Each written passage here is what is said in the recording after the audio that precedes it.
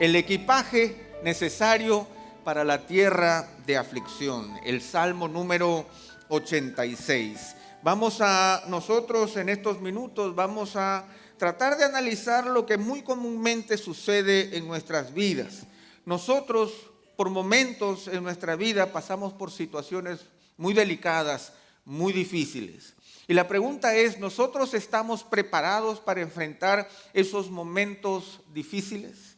Quizás esto lo podríamos referir de la siguiente manera. Podemos ilustrarlo de la siguiente manera. Es como cuando nos preparamos para un viaje. Cuando nos preparamos para un viaje, especialmente a tierras lejanas, nosotros sabemos que debemos llevar en nuestro equipaje aquellas cosas que nos sirvan para esas tierras. Yo he vivido y he tenido la oportunidad de estar en climas muy extremos. He estado en lugares donde la temperatura ha sido de menos 20 o menos 30 grados y he estado en lugares donde la temperatura es 45 o 50 grados. En ambos casos yo he entendido cuán importante es que nosotros vayamos vestidos y con el equipaje preciso para poder enfrentar esos climas adversos, por llamarlos de alguna manera. Pero no solamente se trata de eso, no se trata solamente de acondicionarnos, sino que a veces cuando nosotros atravesamos por esos lugares hay que entender también la idiosincrasia de aquellos que viven entre esas personas. Yo recuerdo en alguna oportunidad con mi esposa estuve en un lugar donde el clima era bastante adverso, menos 20 o menos 30 grados. La familia que nos recibió nos dijo, queremos hacerles algo que nosotros hacemos siempre con la gente. Y nosotros muy agradecidos dijimos, excelente, ¿de qué se trata? Bueno, los vamos a sacar a un paseo a la medianoche en un vagón de paja guiado por caballos para recorrer el bosque. Menos 30 grados. Yo sentía que los dientes se me iban a partir mientras sonreía y decía, ¡qué lindo!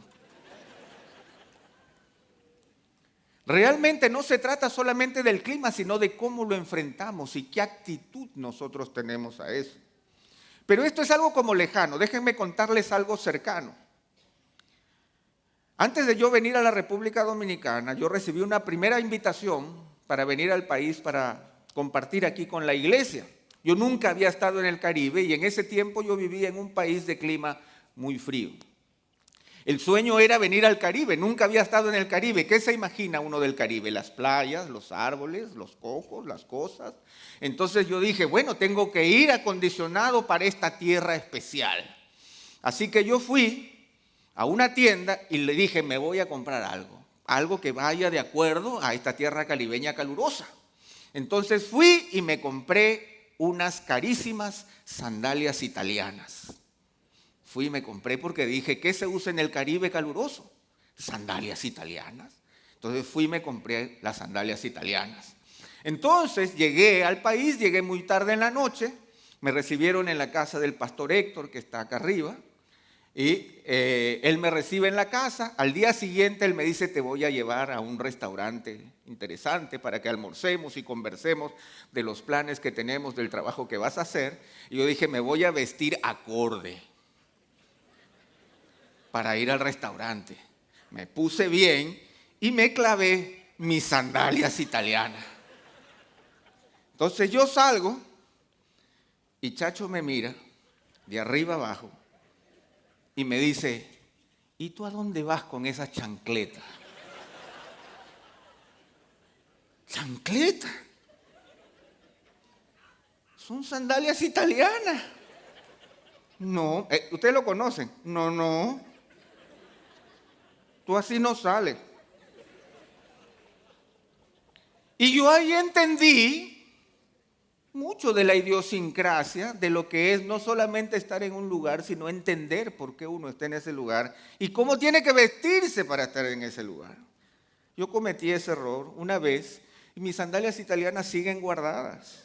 Yo las traje, pero nunca me las he podido poner.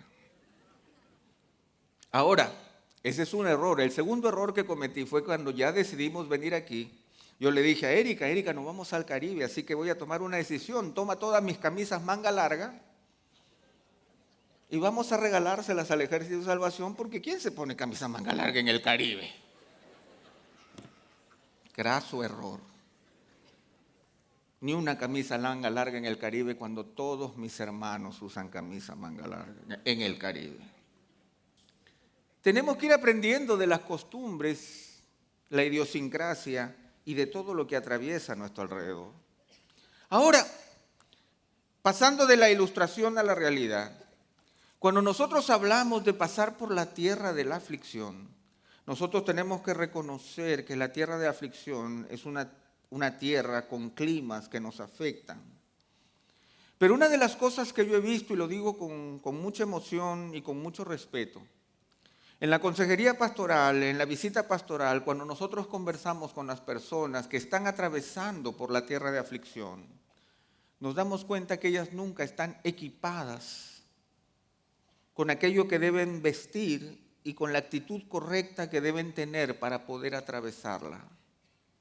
No se trata solamente de lo adverso y lo terrible de su situación, sino de lo incompatible de su actitud y de lo que tienen puesto para poder atravesar esos terrenos inhóspitos.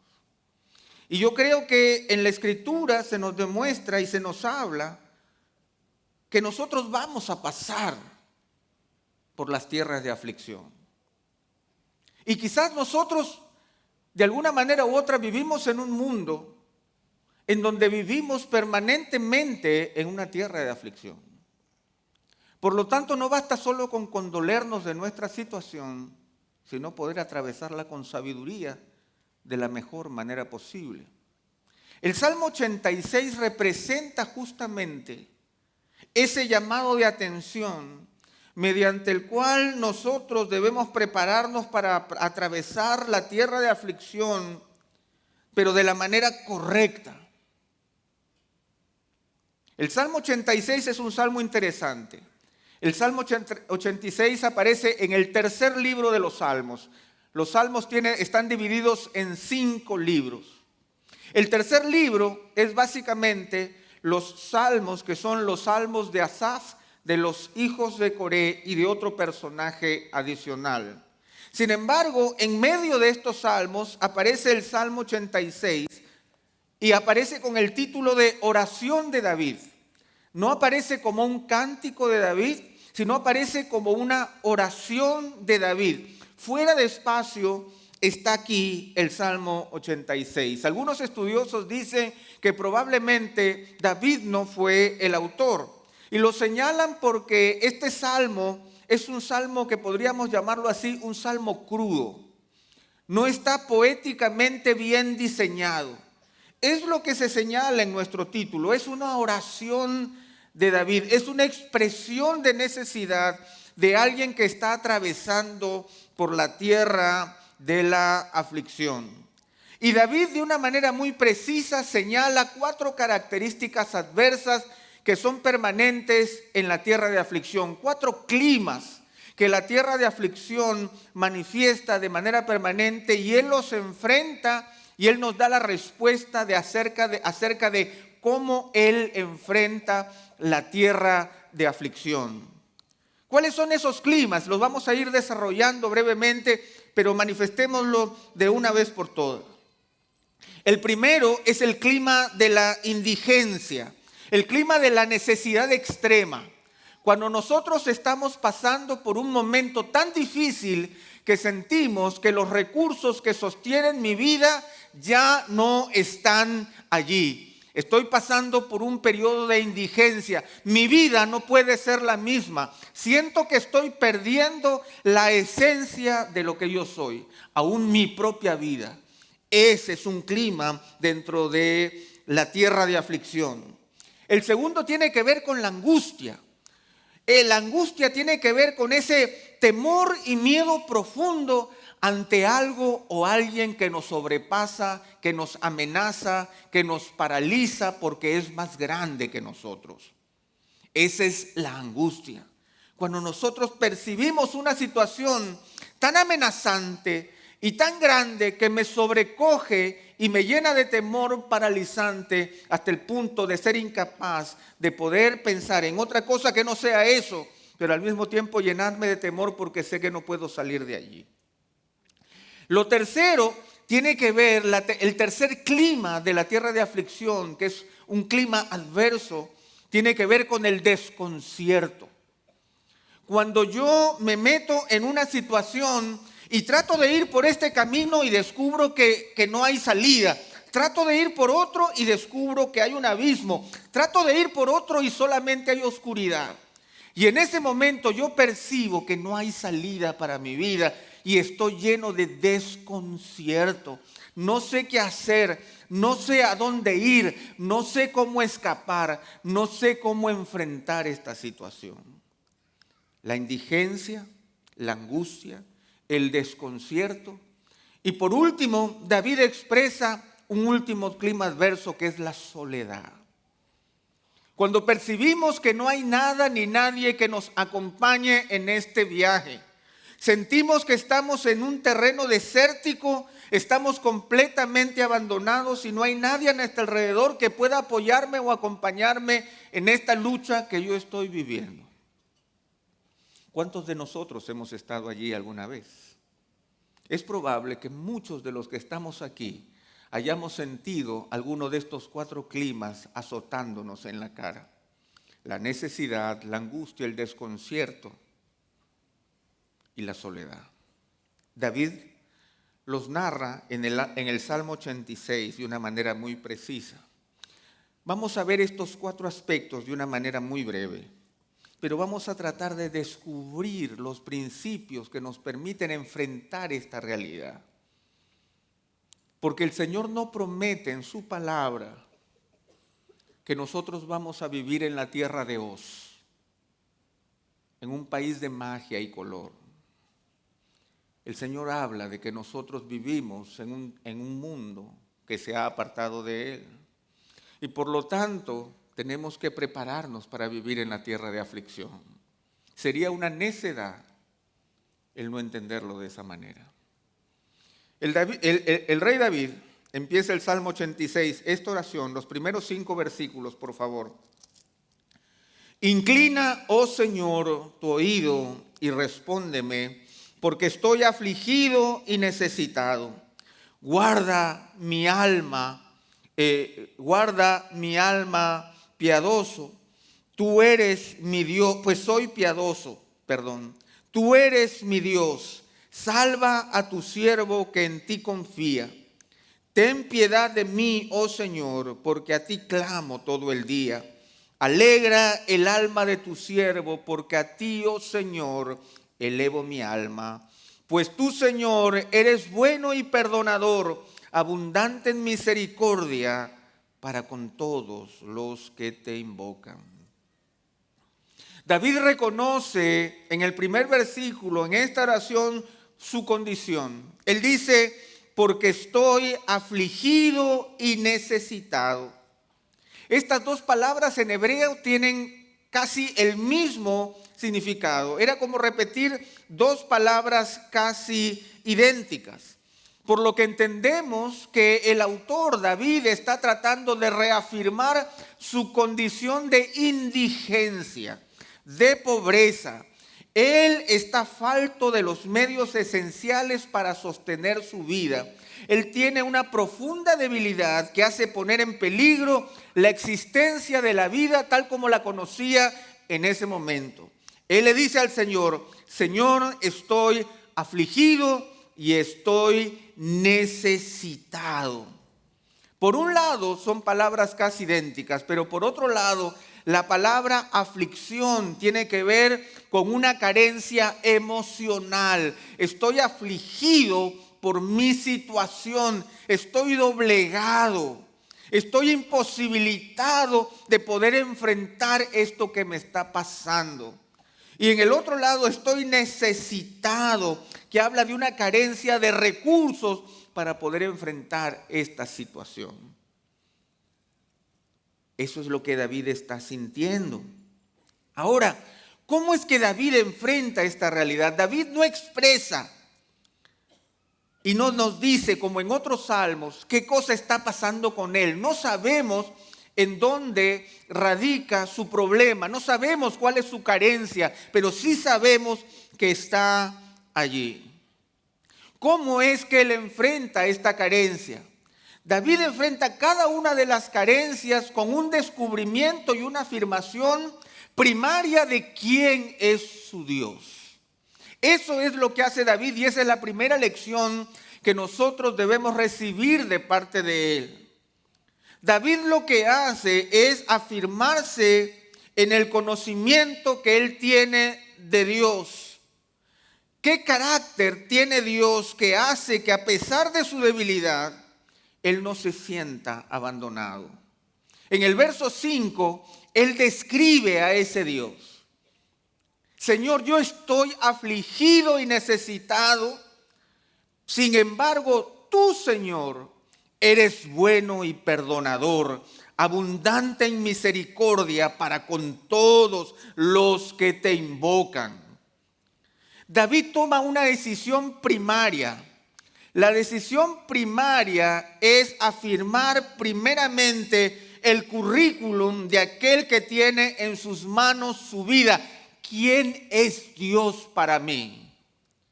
Y él dice, Señor, tú eres bueno, tú eres perdonador y tú abundas en misericordia. Cuando nosotros afirmamos esta realidad, descubrimos un Dios bondadoso, que es justo, pero que es agradable, que es placentero, que es favorable. Mi Dios es bueno a pesar de lo que estoy viviendo. Lo que estoy viviendo no cambia la naturaleza de mi Dios. La realidad de mi posición en este momento no hace que Dios sea diferente para conmigo. Mi primer reconocimiento es que a pesar de lo que estoy viviendo, Dios es bueno.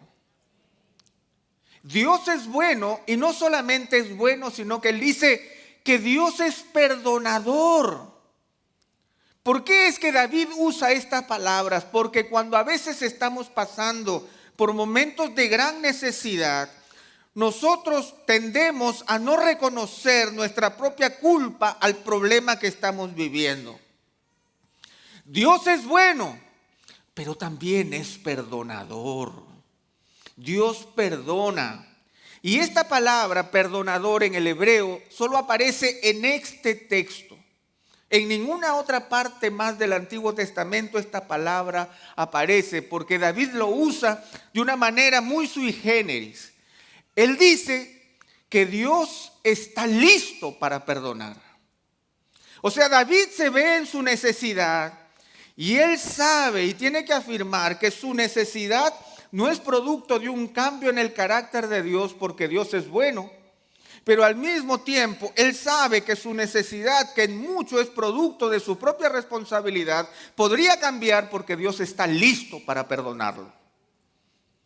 Dios es bueno y perdonador, abundante en misericordia para con todos los que le invocan.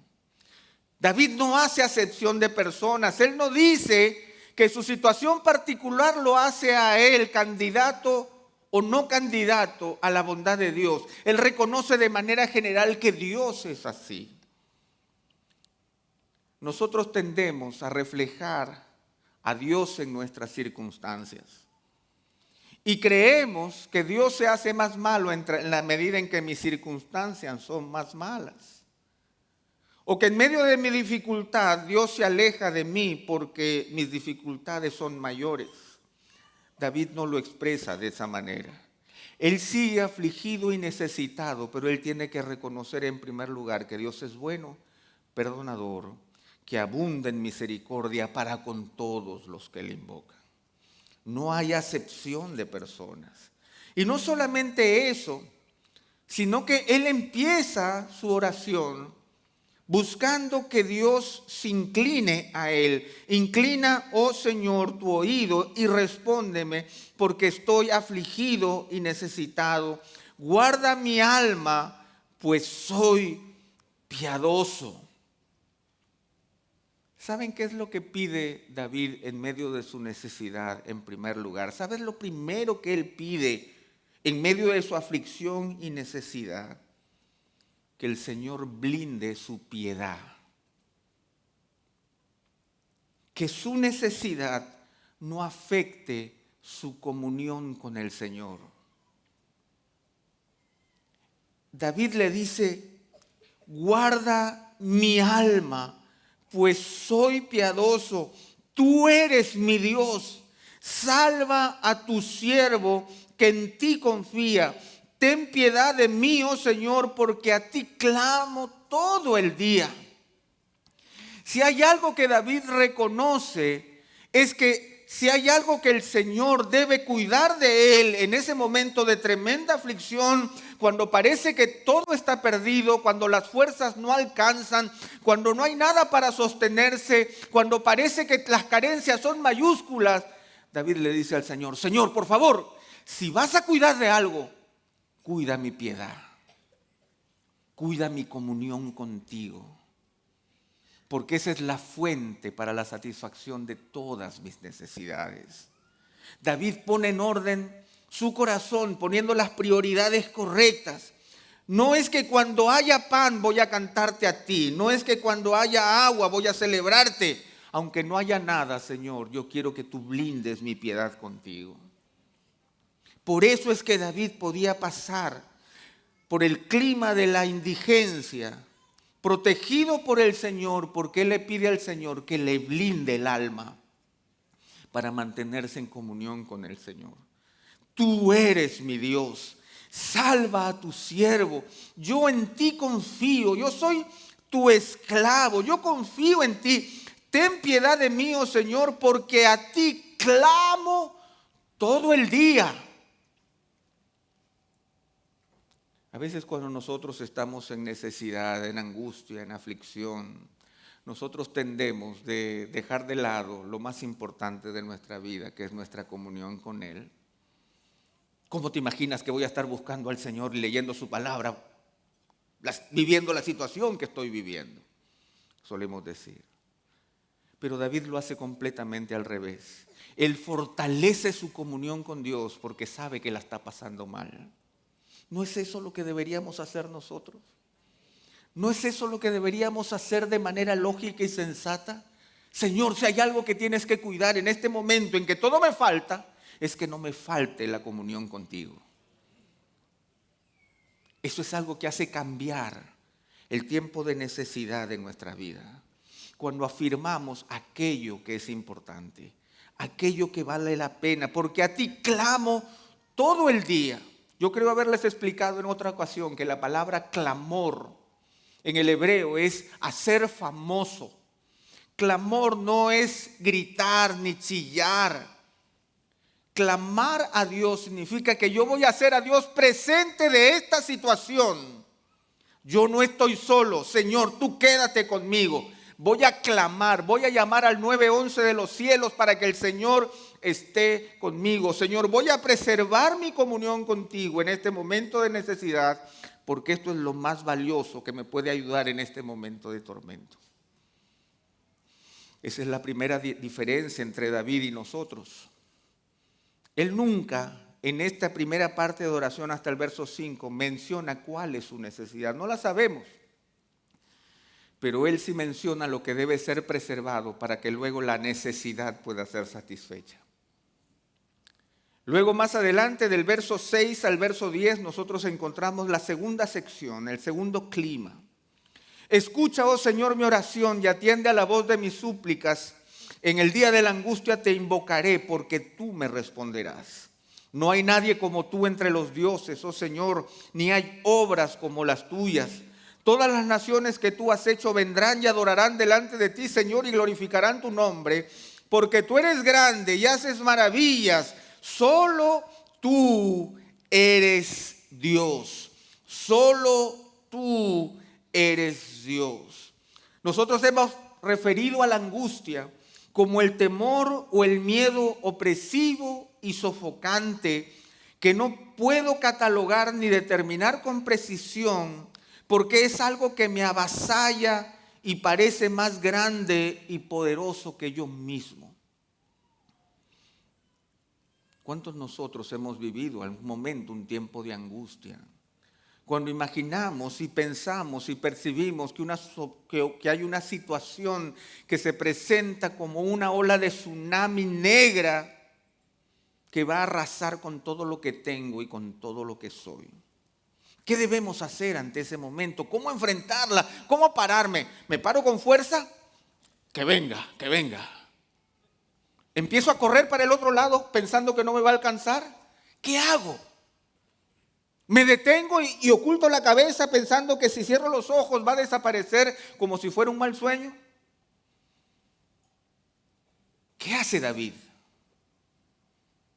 ¿Qué hace David? Si tienes miedo a algo o a alguien que es más grande que tú, pues confía y pon tu vida sobre alguien que es mucho más grande. Eso es lo que hace David. Él dice de 8 al 10, da una descripción larga de quién es su Dios. No hay nadie como tú entre los dioses, oh Señor, ni hay obras como las tuyas. Todas las naciones que tú has hecho vendrán y adorarán delante de ti, Señor, y glorificarán tu nombre, porque tú eres grande y haces maravillas, solo tú eres Dios. La declaración de David es la declaración que fortalece su alma ante la angustia. La angustia es producto de una situación o una circunstancia o una persona que parece va a ser más grande que yo, que me oprime y me sobrecoge. Pues yo voy a mirar a alguien que es más grande que la situación. Voy a mirar al Dios del universo que tiene en la palma de su mano toda la creación. Voy a mirar al Dios poderoso, y David lo refiere de la siguiente manera: no hay nadie como tú entre los dioses, oh Señor.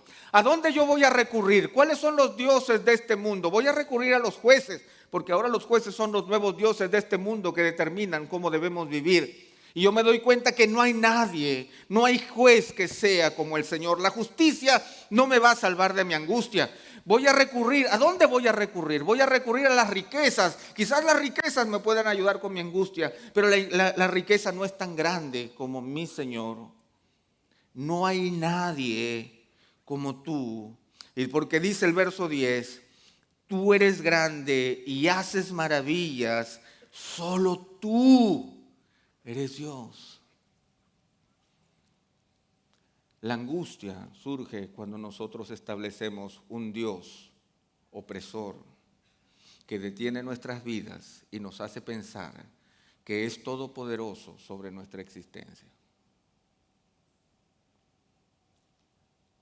Es en ese momento donde la única posibilidad es reconocer y hacer un repaso de quién es mi Dios. No hay nadie como tú entre los dioses. No hay obras como las tuyas. Todas las naciones que tú has hecho vendrán y adorarán delante de ti, Señor, y glorificarán tu nombre. Todo lo creado se sujetará a ti. No hay nadie que pueda hacer las cosas que tú haces. Por lo tanto, esto que me angustia y me oprime y aprieta mi corazón con temor, es algo que aún se sujetará a ti. Porque tú eres grande y haces maravillas, solo tú eres Dios. Hay momentos, hermanos, en donde cuando pasamos por el terreno de la angustia tenemos que decir: solo tú eres Dios.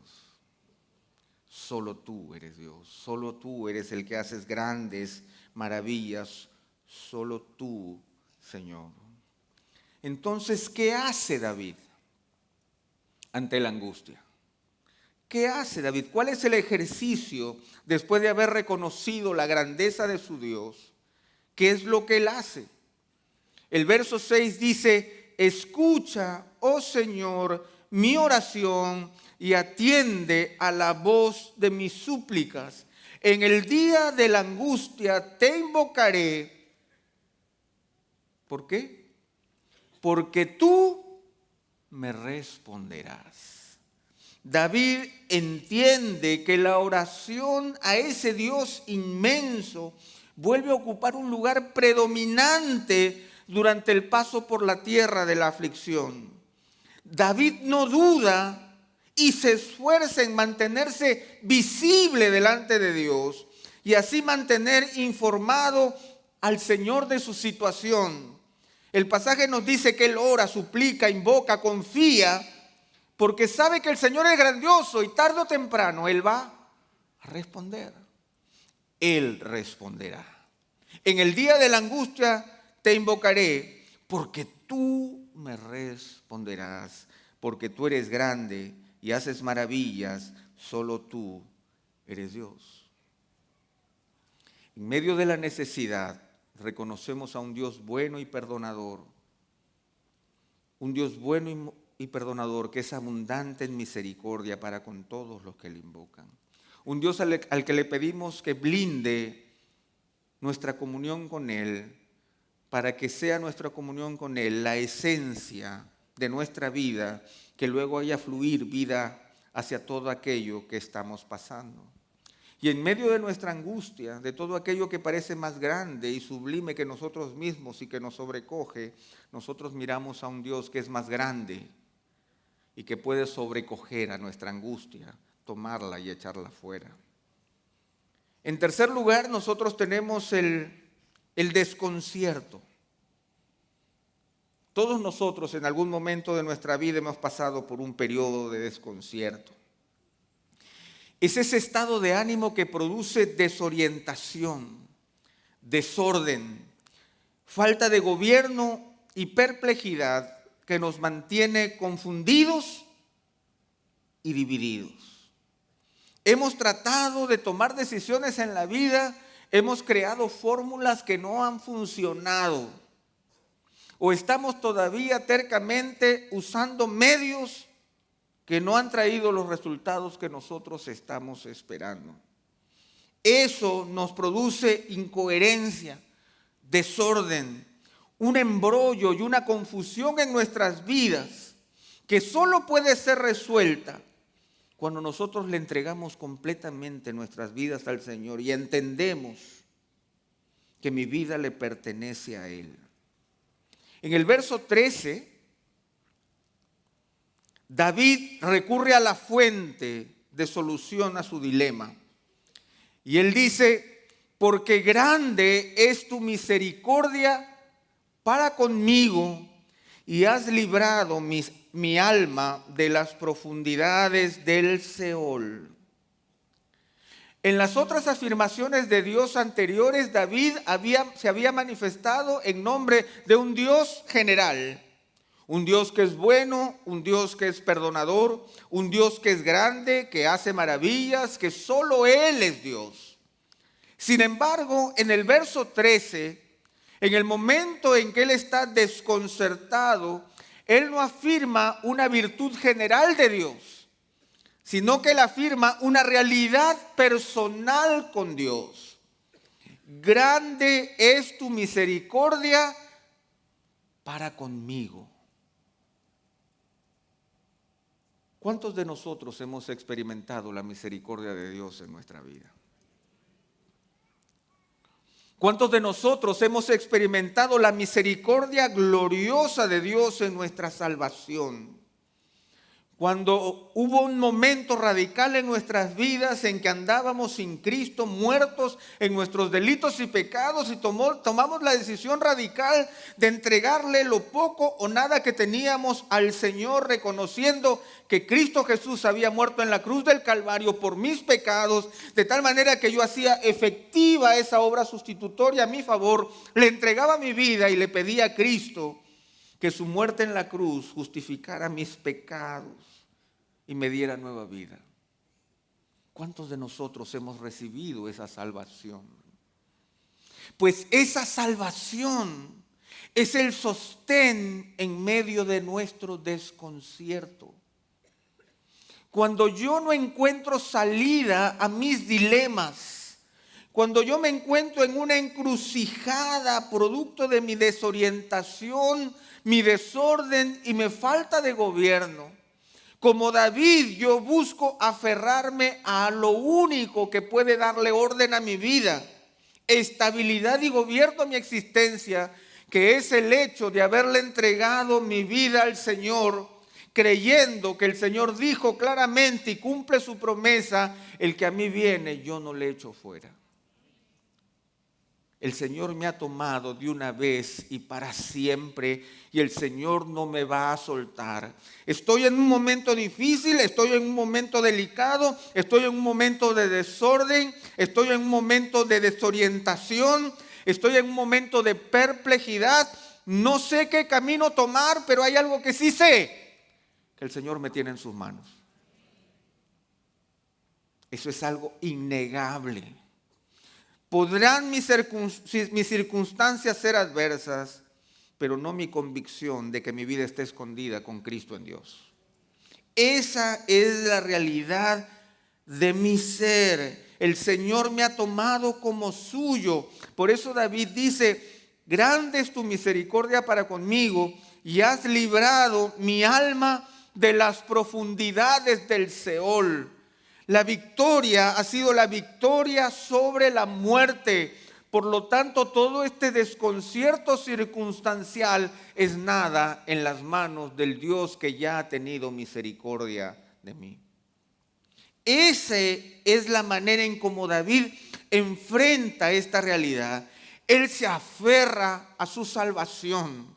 La salvación tiene sentido no solamente para nuestra vida eterna, sino para esta vida temporal.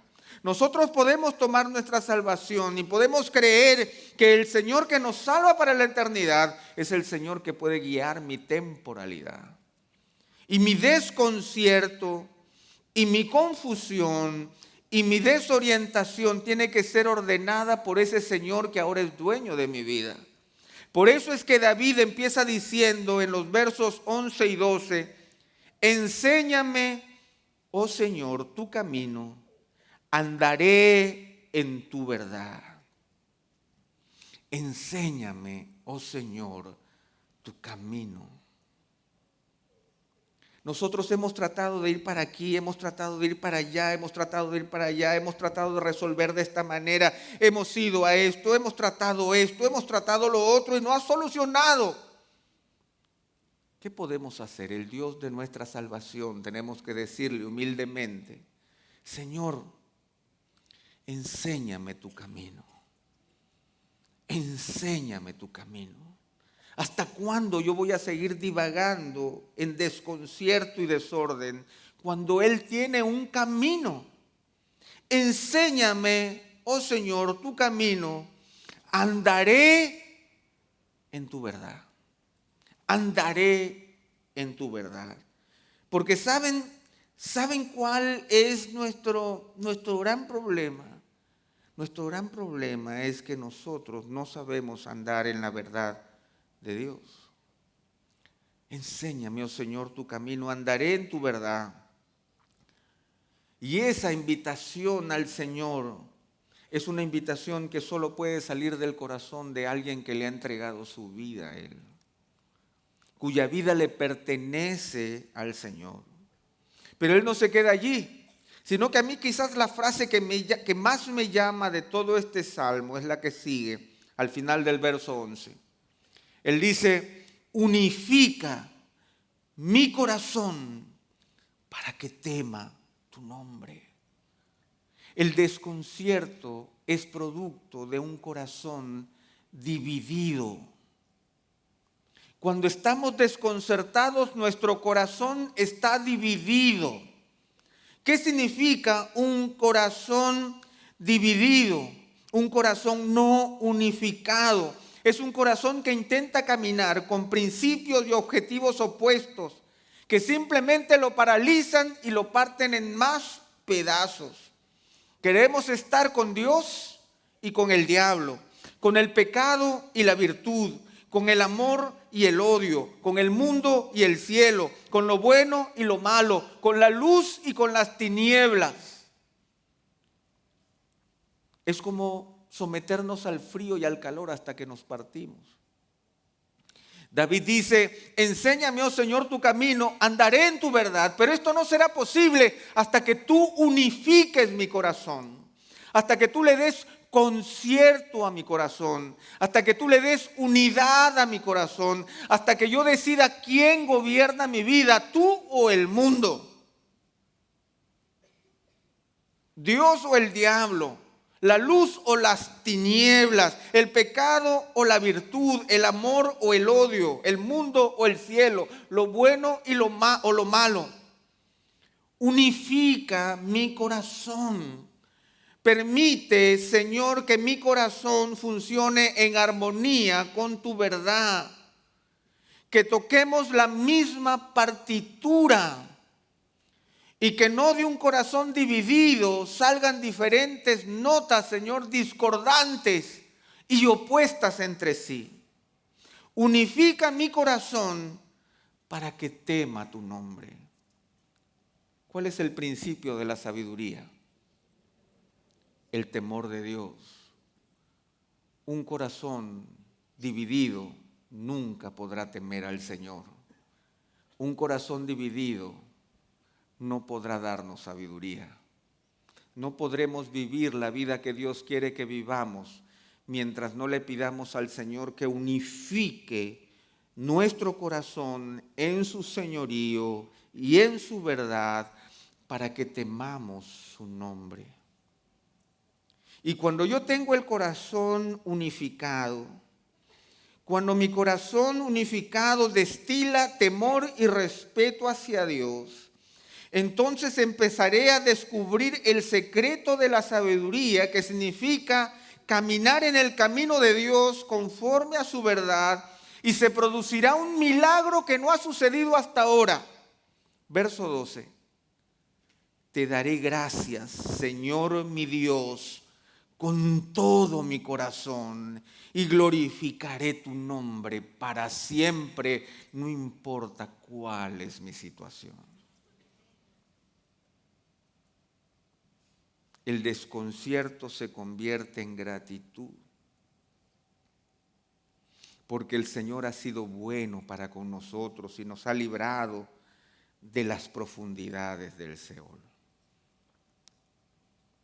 Solo la verdad de Dios puede unificar nuestro corazón, pero para eso tenemos que rendirle nuestro corazón al Señor.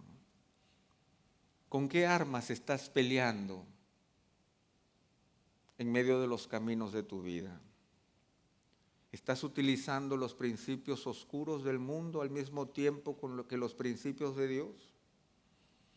¿Estás declarando el señorío de Cristo, pero también el señorío del príncipe de este mundo que gobierna el mundo a su manera?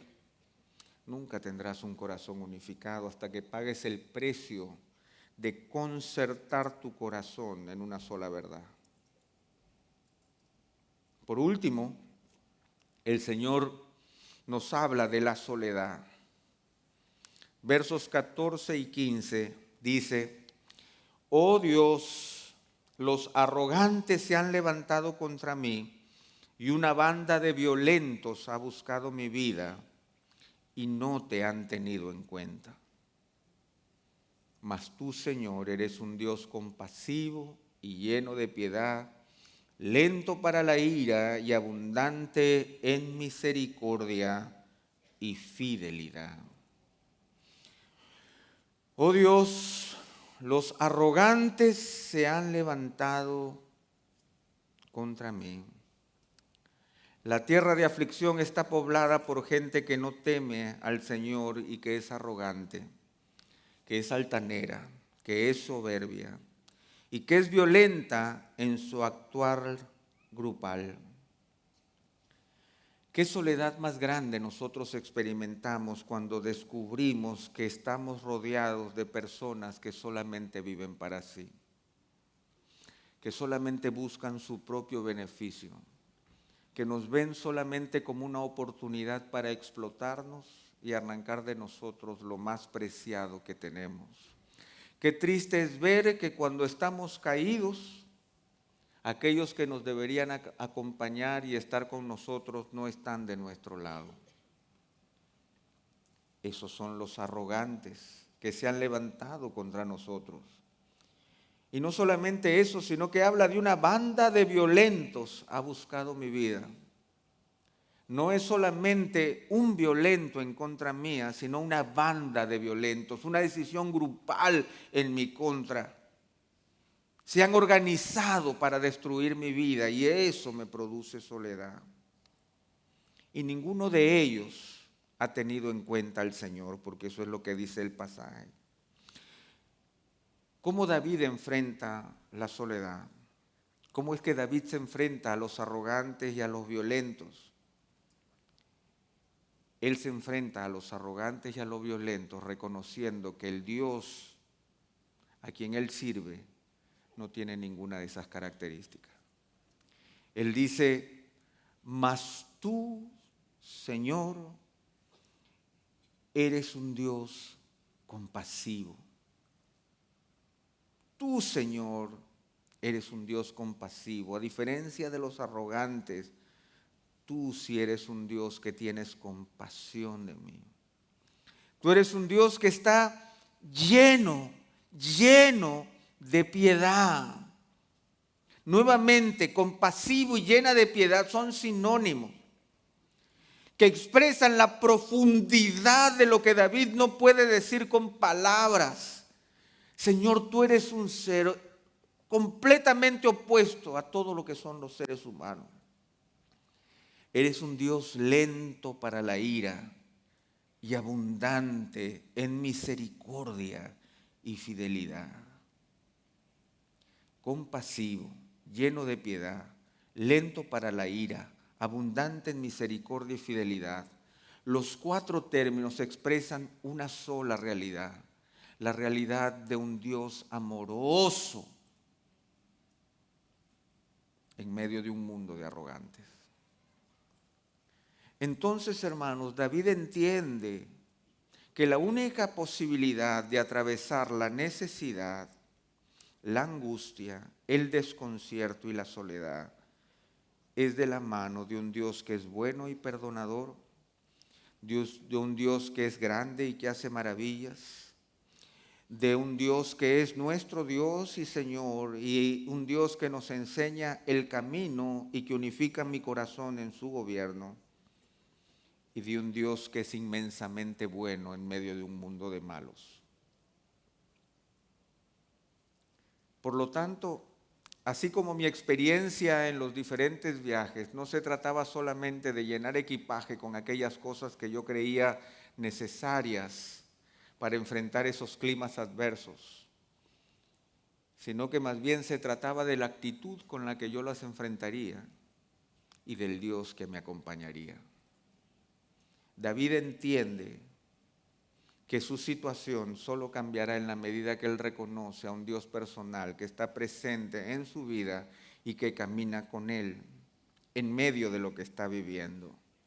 No conocemos cuál era su angustia, no sabemos en dónde radicaba su desconcierto, no sabemos quiénes eran los arrogantes y los violentos, no sabemos exactamente su situación, pero sí que hemos conocido a su Dios.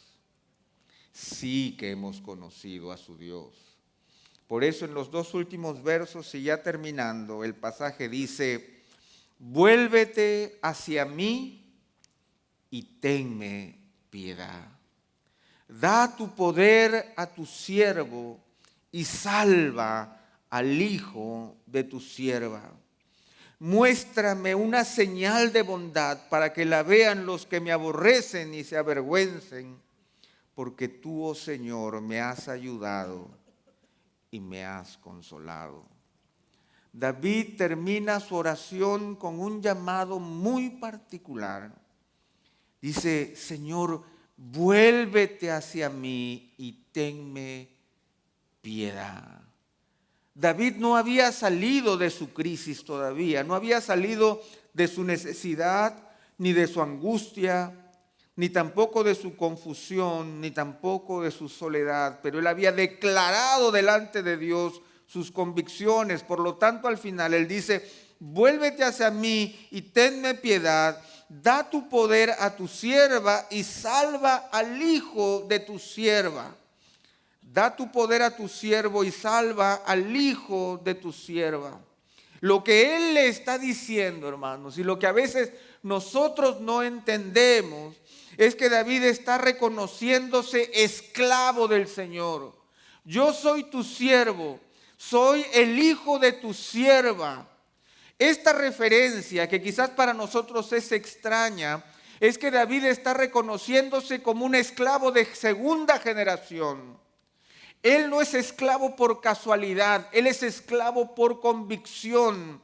Es un esclavo que ha declarado que no quiere liberarse del Señor. Es un esclavo que se declara esclavo por amor. Por lo tanto, David dice: Señor, vuélvete a mí y ten piedad de mí, porque quiero que sepas que si tú satisfaces mis necesidades, tú calmas mi angustia, tú me muestras el camino y calmas mi soledad, yo no voy a huir de ti, yo me quedaré contigo. Porque ¿a quién puedo ir sino a ti, Señor? A nadie tengo en los cielos sino a ti. Fuera de ti nada deseo en la tierra. Yo soy tu siervo, hijo de tu sierva. Yo no me quiero ir de ti. Señor, muchos hay que cuando sus necesidades son satisfechas, se olvidan de Dios. Cuando su angustia es resuelta, se olvidan de Dios. Cuando su desconcierto es erradicado, se olvidan de Dios. Cuando se encuentran con otros, se olvidan de Dios. Yo no me voy a olvidar de ti. Yo soy tu siervo, hijo de tu sierva. Por eso David se lanza en una afirmación final que es sumamente sorprendente. Él dice en el verso 17: muéstrame una señal de bondad para que la vean los que me aborrecen y se avergüencen. Muéstrame una señal de bondad. Muéstrame una señal de bondad. Yo no sé la situación que tú estás pasando en este momento, no la conozco. Probablemente estás ubicado en alguna de estas 4 estaciones. La estación de la necesidad, de la angustia, del desconcierto, de la soledad. Pero si tú te pones a los pies y en las manos del Señor, David dice: muéstrame una señal de bondad. No para mí, sino para que el resto pueda ver que yo no estoy solo, sino que hay un Dios que me ayuda y un Dios que me consuela. Dame una señal de tu bondad para que la vea el resto y sepan que no estoy solo, que mi Dios me ayuda y mi Dios me consuela. No es una señal para mí, es una señal para los demás. Y nosotros, hermanos, en esta tarde ya podemos pedirle al Señor, en medio de nuestra necesidad, en medio de nuestra angustia, en medio del desconcierto, en medio de la soledad, podemos decirle: vuélvete a mí, Señor, y ten piedad. Da poder a tu siervo, hijo de tu sierva. Muéstrame una señal para que se avergüencen aquellos que me aborrecen y sepan que yo tengo un Dios que me ayuda